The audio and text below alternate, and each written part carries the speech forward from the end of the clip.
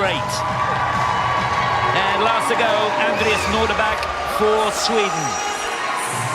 He finished 9th back in 2023, so his goal here is to get himself inside that top 10 if he possibly can. He's a wonderful skater, that's for sure. So there they are, they're off on their 6-minute warm-up. That's how they'll go. And they're all chasing that 78.62 from Georgi Breshtenko. What about that performance, Tonya? Well, it was spectacular. I mean, it was exciting. He had a lot of technical ability. I think he could work on gaining some more points with his spins and step sequences, but he really did put it all together, and he looked really strong and very comfortable out there. He certainly did. It was wonderful to watch. He set the afternoon alight. But now let's focus on the skaters in this group. David Luton-Brain will get us underway. He's competed at Europeans several times before. Not always made it inside the top 24, and it's going to be a tough one. The level is very, very high here.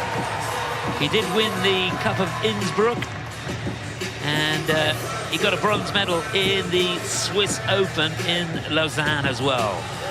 Skated in the Golden Sprint, which is a Challenger Series event, finished in 16th place there, and he was 14th in Tallinn. That again, one of the Challenger Series events. Pretty high level. Jakub Lofek for Poland will follow him. He's bronze medalist in the Polish National Championships for the last couple of years. First time for him competing at the Europeans. It's a big moment. He's competed in a couple of Challenger Series events. His best result was in Warsaw, where he finished in 8th place. Bronze medalist in the Diamond Spin and the Cup of Innsbruck as well.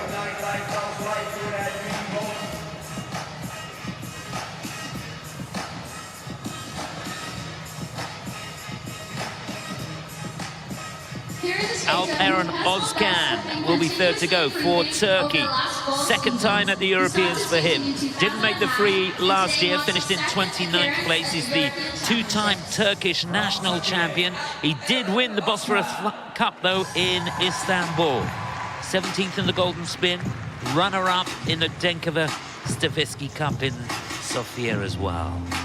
Then it'll be the youngster from Switzerland, Ian Wheeler. What a moment for him. He was 24th in the Junior World Championships last season. Junior National Champion last year.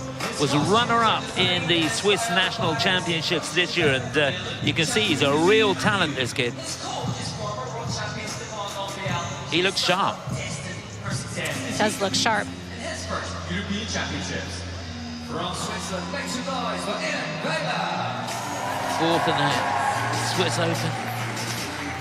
But yeah, even this year he's competed junior events.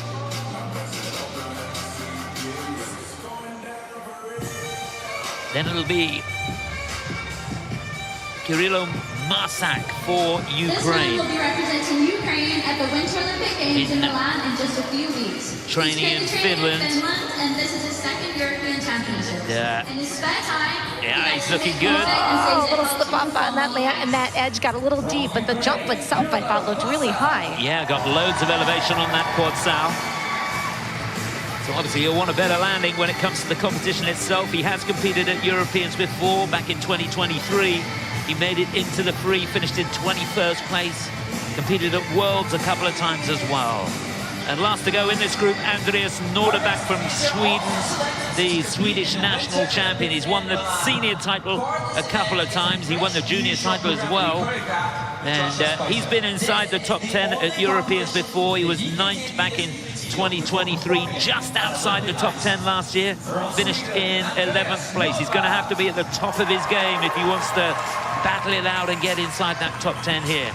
It is a very, very strong field. Really is all to play for in this second group. So we reckon it's going to be something like 67 points, maybe 68 points to get inside that top 24. And if it goes kind of like yesterday's went with the women's short program and what the cutoff was the year before, that sounds about right. Yeah, Matthias Linford's in second place at the moment. He's on 67.80. He's obviously going to have to watch to see how things pan out. I think most of the skaters out there now, as we approach the final minute, have done most of the jumping passes. There won't be an awful lot now. He's going to prove me wrong, look. What do I know? Well, I think if you skate first after the warm-up, you want to take this last minute to catch your breath, have a sip of water, and just compose yourself. So, ladies and gentlemen, please welcome His Royal Highness, the Duke of Edinburgh. Yes, we're in super company. His Royal Highness Prince Edward, the Duke of Edinburgh, is here.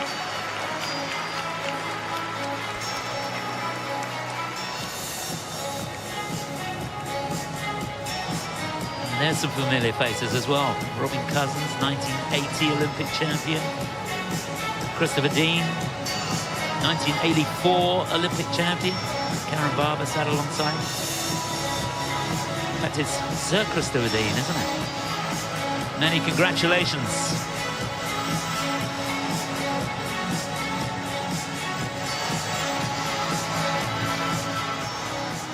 So, as if the skating wasn't exciting enough,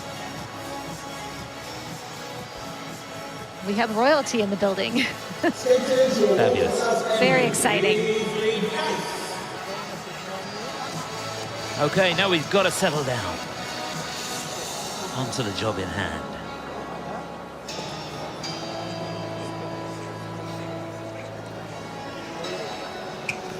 And next, please welcome on to the representing Sweden is Andreas Nordebäck. So our final skater in this second group. He's 21 years of age, and he's been here a few times before. Finished inside the top 10 in his debut at Europeans back in 2023. Finished in 9th place. So this is the start of his challenge here to get back inside the top 10.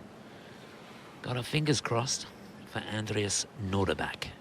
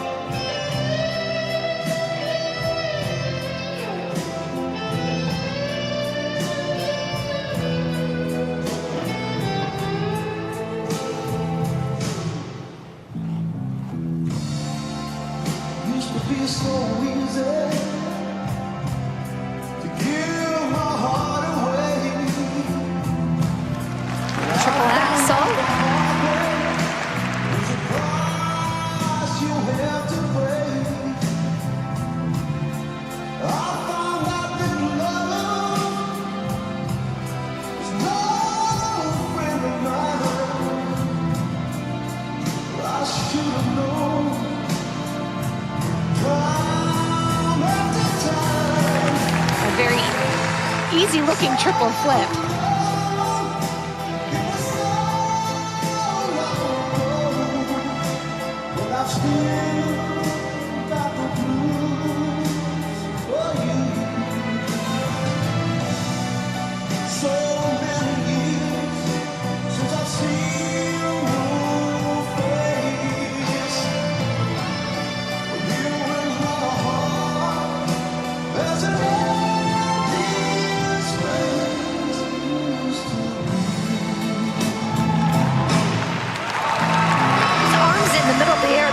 Were very different and interesting. A little trouble on the landing of the triple toe, but he stays on one foot.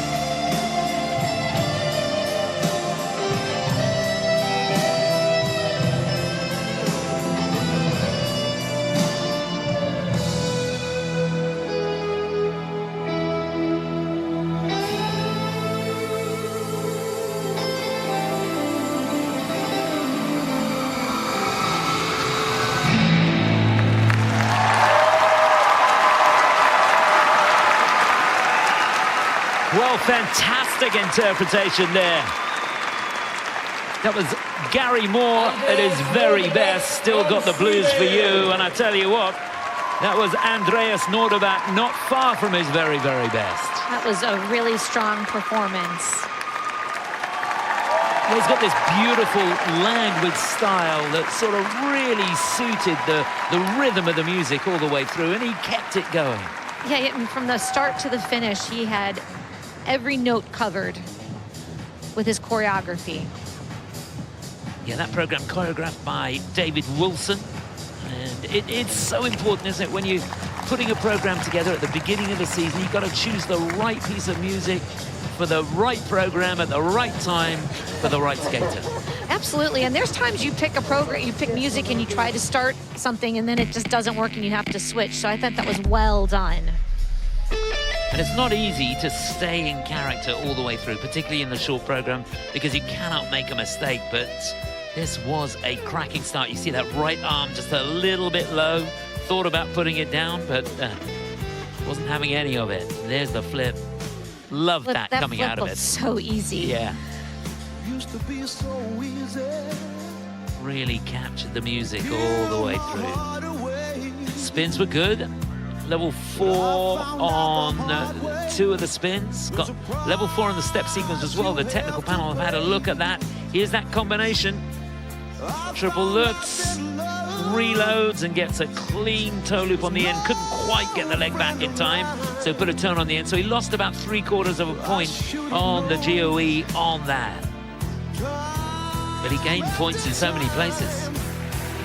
And I would think his component scores would be quite high given the quality of the program. Yeah, I really hope so.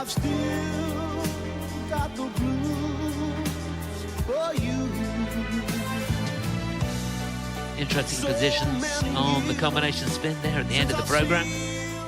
Getting a level 3 there. So 75.45 is his season's best score. If he got around there, that would get him into 3rd place. 76.93 or more would get him into 2nd place. Don't think he's going to challenge for the lead. It is 3rd place. Very, very close, though. 76.78 and a season's best score for Andreas. So a job well done. He's kept his composure right at the end of this 2nd group. It's getting exciting now, and you can see all those skaters have qualified for the free. The skaters on the screen there. So we've still got